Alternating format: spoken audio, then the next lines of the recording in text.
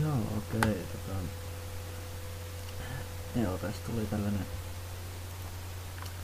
nopea extempore tota, video, että tää on vähän enemmänkin testailu, mutta tässä mä ajattelin nyt sanoa, että te voisitte ihmis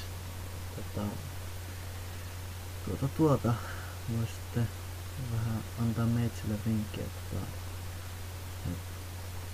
millainen kone tai mahdollisimman hyvä kone 8-900 € budjetilla saa.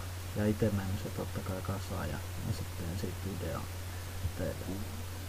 Että voisitte vähän laittaa jotain vinkkiä, mitkä on hyviä osia ja mitkä käy toisten kanssa, että jne. Joo, laittakaa sinne kommenttiin ehdotuksia, että mitä mun kannattaisi hankkia. Mutta kiitoksia tälle etukäteen. No. Joo. Alright. Tää oli tällainen nopea testailu video.